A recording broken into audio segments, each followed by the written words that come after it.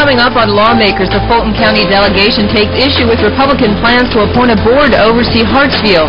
Governor Barnes unveils a proposal to find abducted children, and budget hearings get underway under the Gold Dome.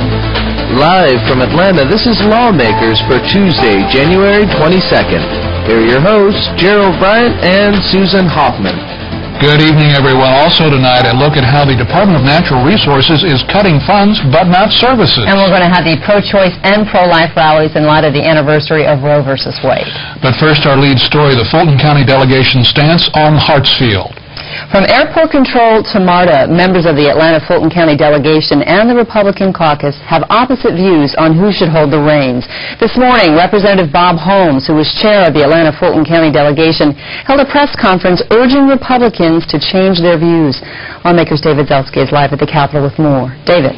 Well, Susan, both groups want state intervention, but in different areas, beginning at Hartsfield International Airport, where Republicans want a newly appointed state authority to take control. Representative Holmes disagrees. This proposal, it seems to me, reflects a blatant partisan effort to intervene in Atlanta city government and to take power away from city officials.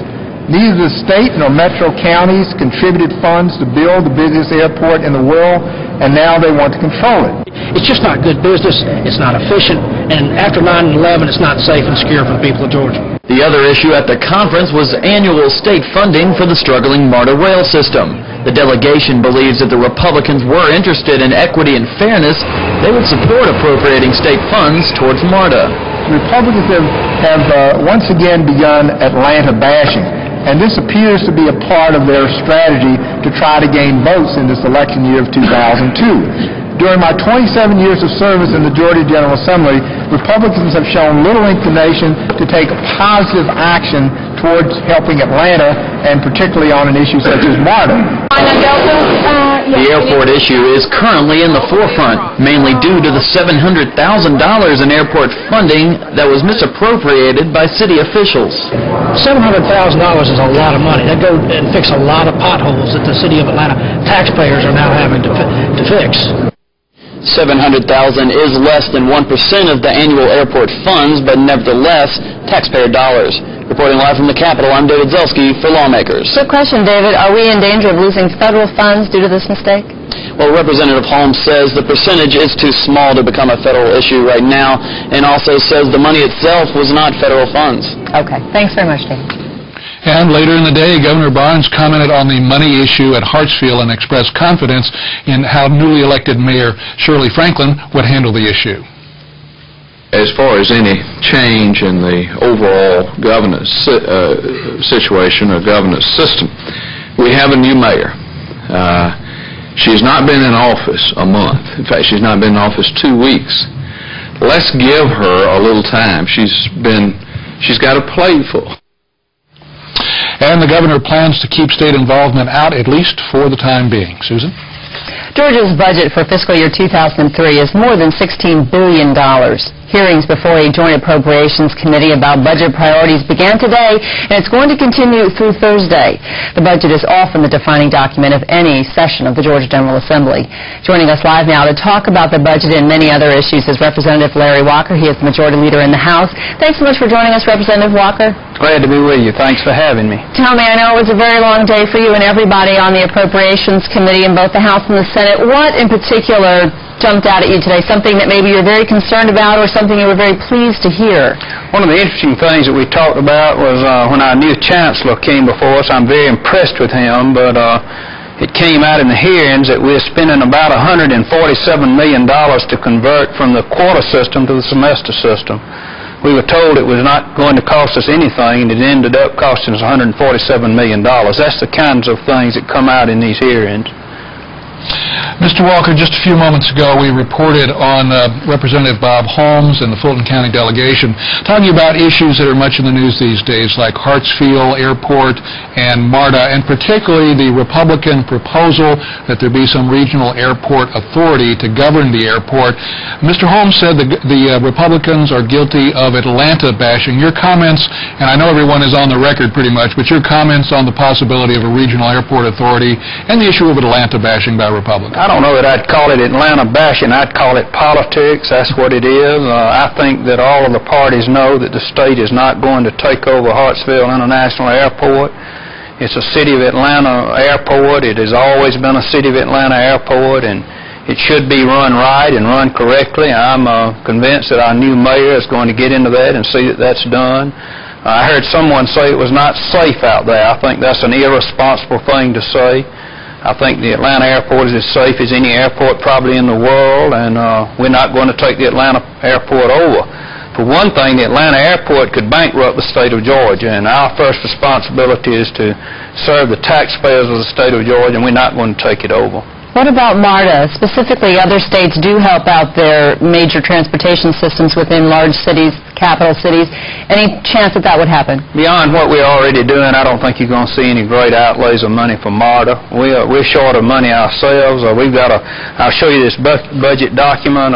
This is what we're working on, $16.1 billion worth, and we got a tight budget ourselves, and I don't think we're going to put a lot of money in MARTA this year. Mr. Walker, the Lieutenant Governor has already gone on record as saying that he would like to see a tightening of local appropriations of grants on the Senate side up to 50%. Is that going to be an issue at all when the budget comes up about those local appropriations? That's a minuscule part of the budget. It's just minuscule. That's the only word I know to use, and we're going to cut that some, but that's local grants for local communities, and we're going to continue to do some of that. I doubt we'll cut it 50%. The governor's cutting all state departments 2.5%. Why should we cut 50% in these grants to local governments when everybody else is cutting 2.5%? I would think maybe we'll cut 25%. Representative Walker, you're from Perry, a rural area in the state of Georgia. I would assume that you are probably getting hit on by some of your rural hospitals in your region regarding the Medicaid problem and the enormous shortfall. Can you please explain from your perspective what needs to be done, what is going to be done, and possible implications such as cuts within that Department of Community Health with that large shortfall? I don't know if there's enough money to address the Medicaid problem. We're putting $235 million of new money in the state budget. At least that's what the governor's recommending. You couple that with about $300 million more, and I don't know. I mean, it's a nationwide problem. It's not just a problem in this state. Healthcare is tremendously costly. I'm frankly hearing more about the cost of drugs than I am anything else. But we are trying to address it. We're addressing it the best we can. Are we going to fix the problem? No, we're not going to fix it. We're going to Band-Aid is what we're going to do. Let's turn to another economic issue. The Republicans have, on a couple of occasions now, tried to lay some of the economic woes of the state at the doorstep of the governor. Is that just politics as usual? That's not fair any more than it's fair for us to lay economic problems at the door of the President of the United States, you know. I've got John Wiles, Representative John Wiles, put a flyer on everybody's desk that says, "It's the economy stupid." Well, if it's the economy stupid in Georgia, it's the economy stupid in the nation. And I don't think either one of them are fair. We're in a recession. September 11 exacerbated that, and I don't think that's a fair charge, frankly. Georgia is so much better than most of the states in the South. In fact, I'll say it's better than any of the states in the South, better than most of the states in the nation. We're apparently doing a better job than a lot of other states where Democrats are in control and where Republicans are in control. Politics is what that is. Good luck. I know you have another couple of days of budget hearing. We wish you Godspeed with that, because that is certainly an enormous undertaking. We are out of time, but again, thank you for joining us, Representative Larry Walker. Thank you. And in other news, it is a parent's worst nightmare, the sudden, unexpected disappearance of a child. Most of these cases are resolved quickly. The youngster is found unharmed and returned safely to his or her family, but not always. Today, Governor Roy Barnes unveils a program designed to broadcast an immediate emergency alert when a child is missing and believed to be in grave danger. Lawmakers correspondent Hamilton Northcutt joins us live to tell us more. Hamilton. Well, this new law enforcement tool is named Levi's Call in memory of 11-year-old Levi Frady. In October of 1997, he was kidnapped in rural Forsyth County as he headed home on his bike after playing with friends. Now, Levi's body was found by hunters the next day. He had been shot and killed. More than 4 years later, the Georgia Bureau of Investigations is still searching for Levi's killer. Now, with Levi's Call, here's the way it works. Georgia's emergency child alert. When a parent reports their child is missing and police believe it's a serious child abduction, broadcast alerts will go out statewide. Now, the governor explains how it works. The officer will then contact the GBI regional office in the area. An agent will work with the investigator to compile an alert bulletin. The bulletin then will be sent to GEMA, or Georgia Emergency Management Agency, for activation of the emergency alert system. Within minutes of receiving the information, GEMA will disseminate the alert to both radio and television stations. The broadcasters have been asked to air the alert for at least twice the first hour and then once an hour for the next 2 hours. The GBI will also provide the television stations with a photograph of the child. Levi Frady's mother, his grandmother, and his surviving twin sister were at the Capitol today for the governor's announcement. They didn't want to talk about the Levi's Call program, but Special Agent Jim Holman spoke on their behalf. We wish with all our heart that we had him back, but we believe his name will help a lot of the children be returned home. We know Levi is safe and happy with God and will never be hurt again, but missing him will never cease. The hardest part is knowing how scared he must have been and probably begging his abductor to let him go. He was only 11 and we don't know what happened except he never made it home that day and we'll never see him again. We're only saying this so you will realize how important this alert could be. This is a great tribute to his memory, and I know he would be pleased to know this alert is available. We've all seen and heard those severe weather alerts on TV and on the radio. The emergency child alert would use the same system to broadcast the information. Reporting live from the Capitol, I'm Hamilton Northcutt for Lawmakers. Hamilton, a question before you go. Why do the governor and law enforcement officers believe this rapid alert system will help save lives? Research by the U.S. Department of Justice shows 75% of children who are kidnapped and later murdered are killed within 3 hours of the abduction. So statistics show the time is vitally important in preventing these murders. Okay, thank you, Hamilton. For those of you with access to the Internet, you can watch the show online every night. Visit our website at gpb.org for more information. Click on Watch GPTV online and then follow the simple instructions for watching live. Or you can look at past Lawmakers programs because they are all archived. That website address again is gpb.org. Another way we try to keep you up to date on what's happening under the Gold Dome. And we are always reminding you of our website. In case you've forgotten the last 5 seconds, it's gpb.org. But we'd also like to recommend another website that is a valuable resource for information about the Georgia General Assembly. Go to www.legis.state.gaus/legis. That website is a great research tool that we at Lawmakers use on a regular basis. Georgia's top lawmakers and the leaders of the state government agencies are working together to hammer out a budget for 2003. That process started today. It's the first of 4 days of budget hearings before the Joint Appropriations Committee. As Governor Barnes emphasized in his budget address last Wednesday, revenues are down, money is tight, and spending must be conservative. Today, Governor Barnes' economic advisor told members of the Joint Budget Committee they need to work together, keep costs in line, and at the same time create some economic stimulus for Georgia businesses. The consumer won't save us until business spending increases. And business spending probably won't increase until the uncertainty which we face is distilled, and more important, until profits go up. There are some scattered reports currently of profits rising, but the profits are rising not because of increased scale, not because of more activity, but because rather of efficiencies obtained through cost cutting. We are still releasing workers, we are still cutting hours, and we are then operating in pursuit of profit with essentially the same inputs as we've had earlier, and that pursuit of profit is indeed generating an efficiency, all right, and we see some scattered gains. But overall, profits continue to fall about 10% per quarter on an annual basis. Hank Thomason told the Joint Budget Committee that December marked Georgia's 6th straight month of revenue decline. He predicts the state's economy will bottom out and begin to emerge from recession in April or May of this year. Hunting and fishing, historic preservation, pollution control, state parks. These are some of the concerns of the State Department of Natural Resources. Faced with the 2.5% budget cut this year, the department is making an effort to protect its services to the public. And Wendy Lawson talked to the DNR Commissioner to find out how the department is working to achieve this goal. She joins us live from the Capitol. And Wendy. Well, Commissioner Lawrence Barrett spoke optimistically about the current budget cuts. He said a reduction in funding does not have to equal a reduction in services. Nobody likes to cut the budget.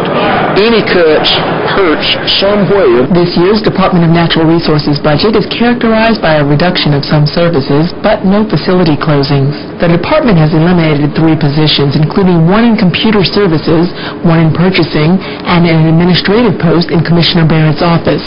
At the same time, the commissioner says the department has benefited from Governor Barnes' tourism initiative. I'm recommending $1 million for a special marketing campaign aimed at travelers within driving distance of Georgia. State dollars are slated to fund the purchase of 5,500 acres of wetlands near Albany, for the creation of public fishing areas, and to expand a Tatnall County golf course. The governor also recommends spending $9.2 million for repairs and renovations at state parks. In the case of state parks, most of these are in rural areas around our state, and that's a very important need that we have to remember that everything doesn't just happen in the Atlanta area. We've got 48 state parks and 15 historic sites, 75 wildlife management areas around Georgia. And I'm real pleased that it looks like we're going to get some money with which to improve some of these facilities. And as the department prepares to make 5% cuts in next year's budget, Commissioner Barrett wants to make the public a priority. The public does not understand when we have to close facilities. I think that we may see some positions, we may have to freeze some positions, we may in fact have to cut some positions, but what we're trying to do is to maintain the essential infrastructure of the agency so that we can continue to provide the services. And with over 1,700 employees and jurisdiction over Georgia's environmental services as well as historic preservation and the state parks, you can be guaranteed that the Department of Natural Resources budget is one that will impact the entire state. Now, tomorrow morning, Governor Barnes will unveil the latest funding for his Georgia Green Space Initiative program, and of course, lawmakers will bring you more coverage on that tomorrow night. Reporting live from the Capitol, I'm Wendy Lawson, Lawmakers. And Wendy, we hear these percentages thrown out, but how much does that 2.5% actually translate into dollars in their budget cuts? Well, in total, Gerald, it's going to equal about $2.7 million in total cuts. But of course, again, Commissioner Barrett says this will not equal a reduction in their services. Okay, thank you very much, Wendy. Russ Toll, the executive director of the Georgia Cancer Coalition, told members of the Joint Appropriations Committee today that every effort is being made to make Georgia a leader in cancer research and treatment. House Majority Leader Larry Walker wanted to know how many new cancer facilities were being planned for Georgia. We're going to try to have 3 centers, certified, what I call them, national cancer centers. And what's the thinking behind that as opposed to having 1? Or do these other states, do they have 3? Some have 1. Some, California, for example, has 8 centers. Well, of course, California is 10 times larger than we are. Texas has 2. Pennsylvania has 5. Well, we're going to try to have 3. We're going to try to have as many as we can is the right answer. Well, isn't 3 the number we're talking about, 3 or 4? Yeah, I think there's a difference between having formal designation from the National Cancer Institute as being a comprehensive cancer center and being a Georgia Cancer Coalition designated center of excellence. What we're looking for is to be able to blanket the state with regional programs of excellence. And in each one of those regional programs of excellence, there would be a hub of core research going on. And I think that's the model that we're looking at. And if you think, something I know you're familiar with, if you think for a second about the success of the regional perinatal program, where many years ago you and others helped invest money in building a regional program that had centers that had not only research but the the best and latest care available, that those centers worked with building capacity in the surrounding hospitals and the community hospitals, and perhaps even most importantly, they worked with the obstetricians who did the deliveries. We've had a significant reduction in infant mortality as a result of those programs, and we also believe that the quality of care has increased dramatically. It's the same kind of model. Are you saying that we might have 3 or 4 centers, but all of them might not be nationally recognized? In the short term. I would hope that over a 10-year period of time, and it may literally take that long, that we would be able to get them all designated, but it may not happen that fast. Now the $64,000 question. When are y'all going to let us know where the centers are going to be, or who's going to make that decision? I think that decision, just like as is done with the National Cancer Institute, needs to be made as part of a very objective process that's subject to external peer review, and that it comes at the conclusion of the planning process. And who's going to make that decision? We'll put together an external review committee that will consist of people both in and outside of Georgia who are experts in the field of oncology and who know what it takes to be an NCI-designated center. And they'll be the ones who will make recommendations, and ultimately it goes to the board. Goes to who? The board of the Cancer Coalition. Toll also said that Georgians should expect to see a lot more, or could rather expect to see a lot more public service announcements dealing with cancer prevention and the dangers of smoking. The largest proposed cut in the Department of Juvenile Justice Department budget is $5.8 million. That will result in the closing of a 168-bed juvenile facility in McIntosh County. That's part of Senator Renee Kemp's district, and he questioned Juvenile Justice Commissioner Orlando Martinez about that cut. In one of the poorest rural counties, or one of the poorest counties in the state of Georgia, we're basically going to take away 168 jobs. I can't find any logic back of it, other than I've been told, and indications have been given to me that y'all's basic problem is that y'all are dissatisfied with Three Springs. Now you're saying you're dissatisfied with Three Springs operation of the YDC in McIntosh County, yet you're keeping them under contract to run 2 more. I mean, that seems to me like that something should have been done by your department to straighten this matter out prior to making any recommendations to the governor of cutting off 106-something odd jobs and closing the facility down. What have y'all done with Three Springs to try working out the differences? Actually, quite a bit. And we have worked with them, and I think they're a fine organization. I don't believe that the program that they were running at McIntosh was the program that was meeting the department needs, the kids' needs that we had. And that's one of the reasons we made the decision. It was not solely on performance. It was the fact that those kids could be worked with in a different setting much more effectively. And I mentioned mental health. One is the mental health aspect of it. That facility doesn't lend itself very easily to provide mental health services because of the way it's configured. So that was one consideration. But also in making these reductions, we considered 3 things. The department had to think in terms of programs that would not affect public safety. So any of the reductions that we recommended ensured that we were still able to maintain programs and systems that would ensure that our communities are safe. The McIntosh County Juvenile Detention Program slated to close is privatized. Commissioner Martinez said that privately operated facilities are not always the less expensive option for his department. Governor Roy Barnes is recommending a 10% raise for 310 Georgia teachers who received National Board Certification last year. At today's budget hearings, Representative Don Parsons asked State School Superintendent Linda Schrenko if those raises were merited. You know, I know that we're trying to improve teaching by having, testing at different intervals and so on and so forth. There's different approaches to improving teaching. I'm just wondering, on these teachers who have received this national board certification, and first of all, let me say, if they all got a 10% raise, I think that would be good because teachers don't make enough money. But is there any evidence to indicate that these teachers who have this national board certification are actually teaching any better or well enough to get that big of an increase over the other teachers? There's not a study at the Georgia level. There are some statistics that have been brought forward at the national level, but they do not include any kind of standardized test scores. So it's very difficult to know from state to state when you don't have standardized test scores whether you're comparing apples to apples. So I cannot, there is not a Georgia study, but there are at least some indications at the national level, although no standardized tests. Budget hearings resume at the Capitol tomorrow morning. At the Capitol today, pro-life demonstrators vow once again to overturn the Roe v. Wade decision. Lawmakers Michelle Horton has more on that story. Pro-life advocates gathered at the Capitol today for the annual Together for Life rally.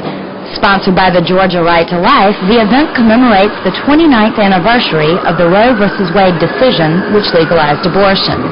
This year's keynote speaker was Sandra Cano, the Mary Doe of the 1973 Doe v. Bolton case. This case legalized partial birth abortions. Cano claims that her name was used to advance the case and that she has never supported abortions. She announced that she is appealing the 1973 ruling and asked supporters for help. Let them know that they didn't tell you that baby felt pain. Let them know they didn't give you any options, that you were pressured. This lie can be defeated with the truth, but we need you to stand with these women, and we need these women to tell the truth, and they need to know that we're all behind them. Several legislators also attended the ceremony today to show their support for the pro-life demonstration. I've been here for the last 6 years. I wanted my constituents and I want to see people from the state of Georgia know that I'm exactly pro-life, and I do believe that abortion is murder and that their elected officials are behind them 100%. Following the rally, pro-life was gathered to march a 1-mile silent walk against abortion. For Lawmakers, I'm Michelle Horton. Pro-lifers were not the only group to gather at the Capitol today. Pro-choice supporters also held a rally this afternoon to express their views on abortion. Several pro-choice advocates spoke at the event, saying that women should have the freedom of choice. Jessica Herman-Wilmarth from Planned Parenthood talked about what she called the positive effects of the Roe v. Wade verdict. Before Roe v. Wade, women trapped by class and circumstance were forced to seek out untrained, unsanitary opportunists to escape an unwanted pregnancy. These days, our eyes are focused on women in other parts of the world where there is no reproductive freedom, and none of us here can imagine what it must be like to have so few options. Here in the U.S., safe and legal abortion has markedly improved the lives of women and their families. Pregnancy-related deaths have all but vanished, and infant mortality rates have plummeted. The rally was organized by Choice for America, a public education initiative of the Norral Foundation. Coming up tomorrow on Lawmakers, a live interview with Senate Majority Leader Charles Walker, and Wanda Lawson reports on the impact of last year's child prostitution legislation in light of the recent budget cuts. And just another reminder, for those of you with access to the Internet, you can watch Lawmakers online. Simply visit our website at gpb.org. Lawmakers programs are streamed live, and then they're archived on that site every night that we're on air. Stay tuned to GPTV as Georgia Outdoors takes you on a caving adventure. Host Michael Skinner and the Georgia Outdoors crew boldly go where no television camera has gone before, to a very special underground cave in southwest Georgia. And that is our program for Tuesday, January 2nd. Thanks for joining us. I'm Gerald Bryant. And I'm Susan Hoffman. From everybody here, good night.